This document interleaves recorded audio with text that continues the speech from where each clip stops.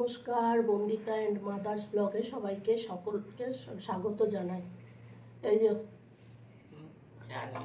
আজকে রথযাত্রারও শুভেচ্ছা জানাই সবাইকে। যে তো রথ, রথের মেলায় যাব, পাঁপড় ভাজা খাবো। হ্যাঁ, কি মজা! রথের মেলায় যাবে, পাঁপড় ভাজা খাবো। কত যেন যায় রথের মেলায়, যাওয়া হয়ে ওঠে না। আমার মেলায় টেলায় যেতে ভালো লাগে না।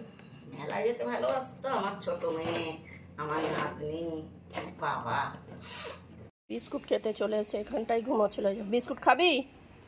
হ্যাঁ, কিরম বোঝে, টুমটুম করে লাগে না।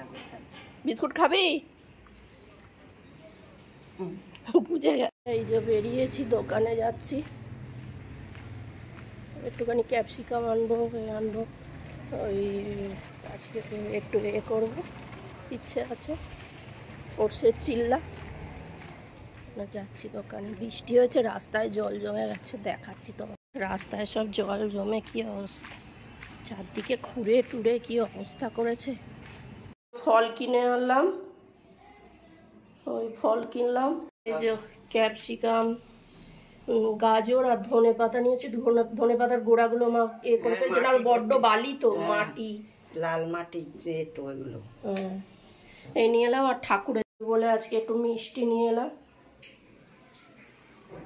এই যে ওটসটা নিয়ে নিয়েছি, আর এর মধ্যে একটু টক দই দেবো।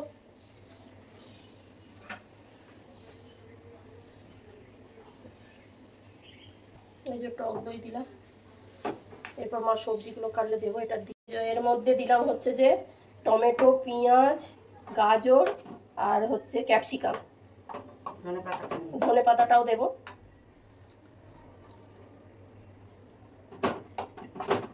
টক দই আর জল দিয়ে ভিজিয়ে রেখেছি। এবার ধনে পাতা দেবো এর মধ্যে। এই যে ধনে পাতাটা দিচ্ছি।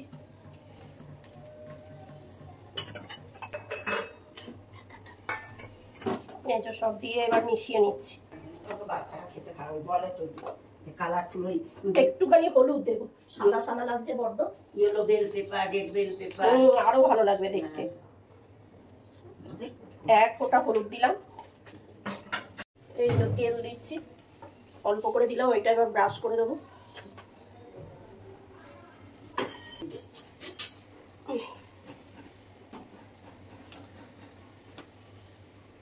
আচ্ছা,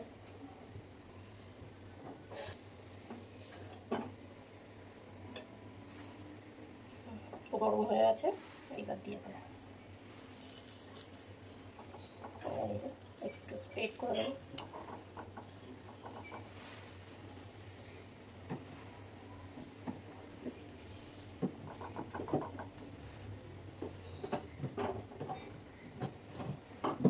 একটা পিঠ ভালোভাবে হলে তারপর উল্টাতে হবে, নাহলে আবার ছিঁড়ে যাবে।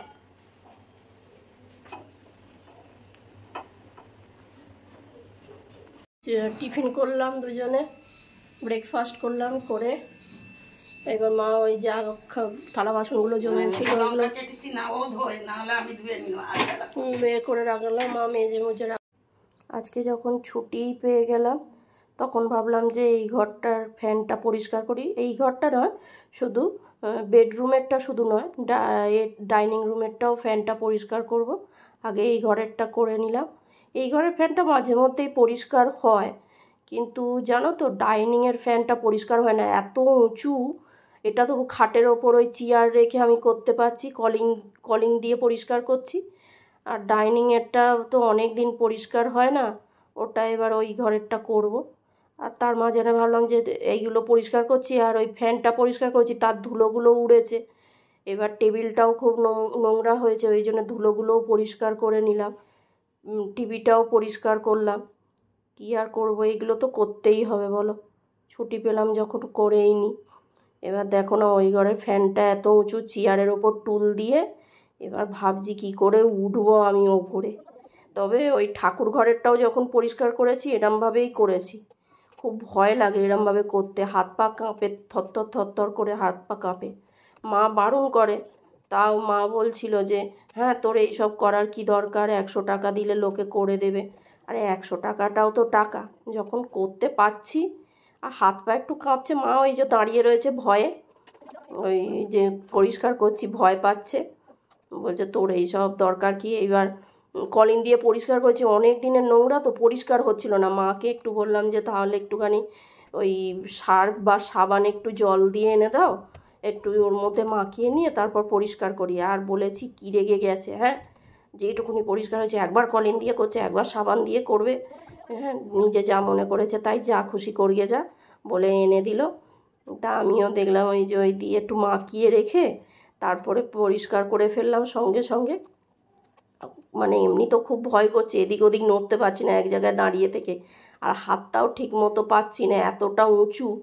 ওই লাইটটা যে ডাইনিংয়ের লাইটটা রয়েছে ওটাও আমি লাগিয়েছি, খারাপ হয়ে গেছিলো যখন ডাইনিংয়ের লাইটটা আমিই লাগিয়েছি। এবার এই ঘরের ফ্যানটা পরিষ্কার হলে মাকে বললাম যে তাহলে বিছানার চাদরটা, মা বলছিল কোনটা বার করব বল বিছানার চাদর। আমি বললাম যেটা খুশি বার করো না।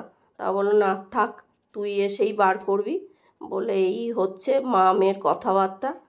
তার মাঝে নাই তো হয়ে গেল আমার। এবার দেখো বিছানার চাদরটা পেতে ফেললাম। এবার বিছানার চাদরটা যদি না পাতি তাহলে কি হবে, হচ্ছে যে গায়ে কুটকুট কুটকুট করবে, কেননা ফ্যানের নোংরাগুলো তো সব পড়েছে। এবার তাড়াতাড়ি করে বিছানার চাদর পাল্টে ফেললাম।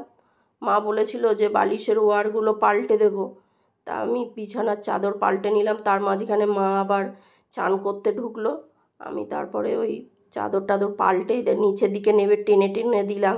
একটু সমান সমান না হলে দেখতেও ভালো লাগে না। এই যে এবার বালিশের ওয়ার পাট করতে বসলাম, এই সরি বালিশের ওয়ারগুলো পরাতে বসলাম, বালিশের ওয়ারগুলো পরাচ্ছি।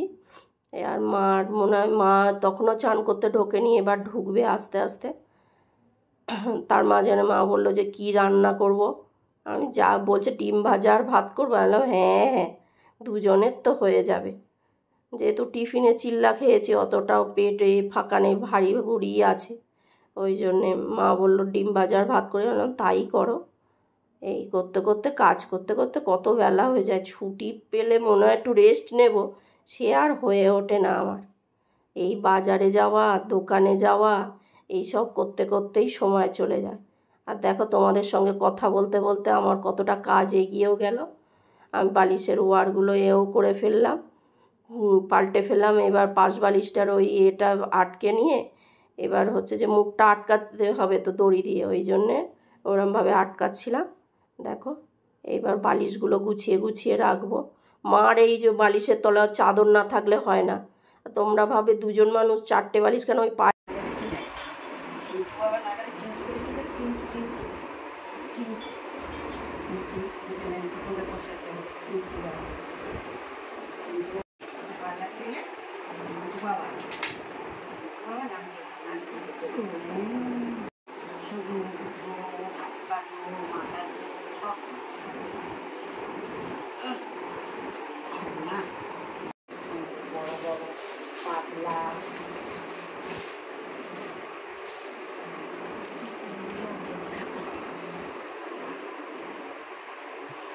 হলুদ করি হবো আমি, হলুদ করি হবো আমি, হলুদ করি হবো তো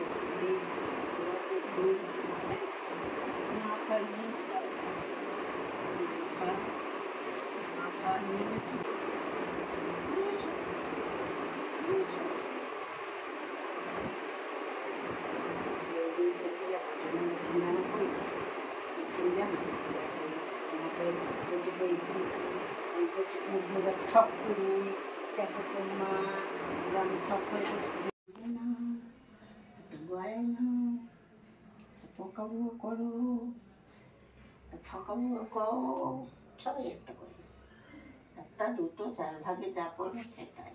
কমফোর্টটা শেষ হয়ে গেছিলো, কালকে অর্ডার করেছিলাম, আজকে চলে এসছে। ভীম জেলটাও শেষ হয়ে এসছে প্রায়, মা বলেছিল অর্ডার করতে, এই দুটো অর্ডার করেছি, আজকে দিয়ে গেল। বর্ষাকালে একটু জামা কাপড়ে কমফোর্ট না দিলে হয় না। মা বসে আছে, ভাল লাগে না জামা কাপড়ে না দিলে কমফোর্ট, একটু বর্ষাকালে খুব অসুবিধা। এই যে চা নিয়ে বসে পড়েছি, মিষ্টি চা সব খাওয়া হবে। বিস্কুট আর খাবো না, আমি মিষ্টি খেয়েছি আর বিস্কুট খাবো। মিষ্টি চা সব খাওয়া হবে।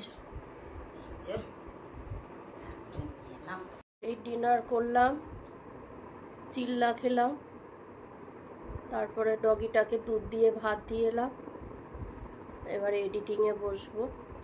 তাহলে ভিডিওটা আজকে এখানেই শেষ করলাম।